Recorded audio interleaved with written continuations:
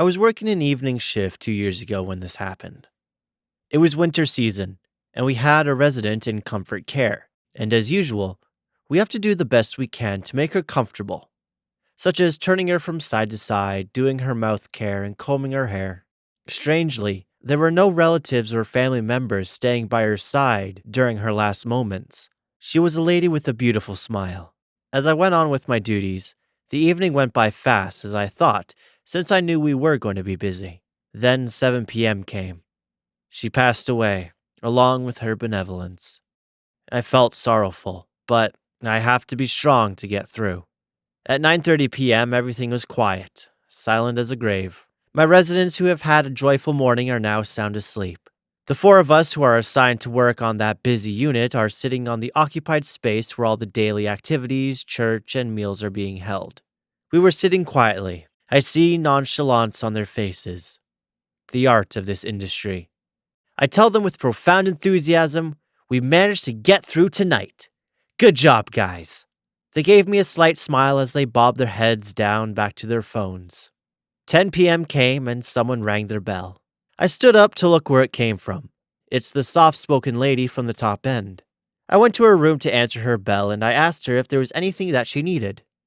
In her words, she told me, It's been more than a half hour now, and I can't sleep because of that little girl in a blue dress sitting on my wheelchair at the end of my bed. She has been staring at me as she eerily smiles. She pointed behind me while talking. I looked to where her finger was directed, only to find out that nobody was there. I looked back to her, now sullen face, and reassured her that everything was going to be okay, and that there's nobody in her room apart from her. I walked out of her room and went back to where I was sitting, while reliving the event of what she had told me. It sure was creepy. About 10 minutes later, another alarm rang. But this time it's a bed alarm of a 90-year-old lady who has dementia. She came out of her room barefooted with her walker and a terror-stricken face. I hastily went to her and asked if she needed to go to the toilet. She started speaking in an incomprehensible mumbled manner. There's a girl, a little girl in there, tapping. Her hands were on her lips as she went on with her slurred speech.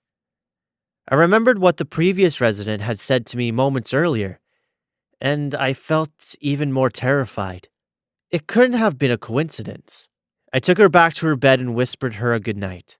I went back to my seat and I told it to my coworkers, and one of them, Colleen, said to me that a similar phenomenon happened a few years ago on a different unit, where the same girl in a blue dress had been terrorizing the residents, causing them to have sleepless nights. But no one exactly knew who and where she came from. After that, nothing had happened, and I haven't heard from that girl ever since.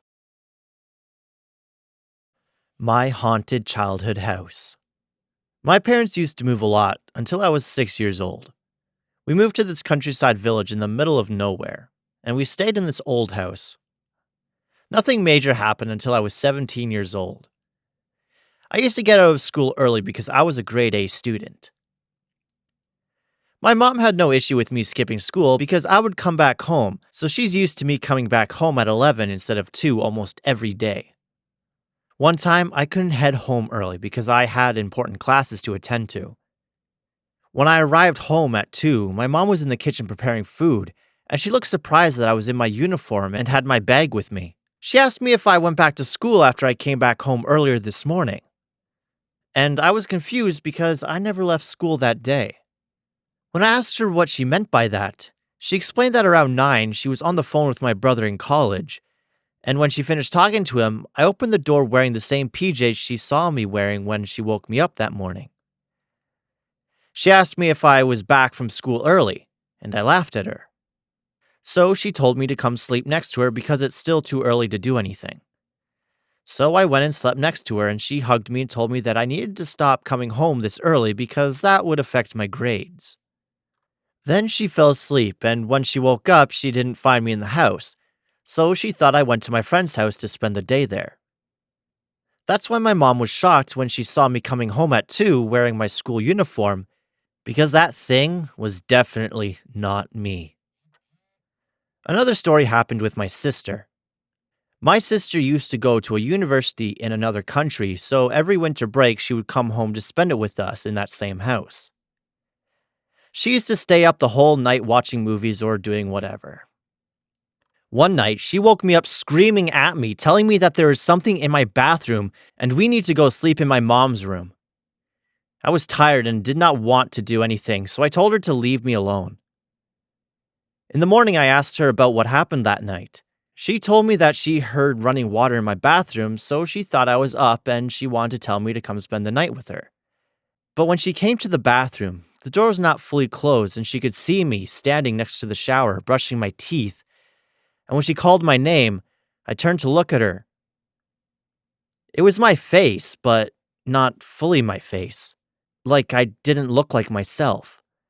So she left that thing alone in the bathroom and went to check my room. And when she did, I was sleeping in my bed. That's why she freaked out and woke me up screaming. Thanks for watching. A comment and sub is always appreciated.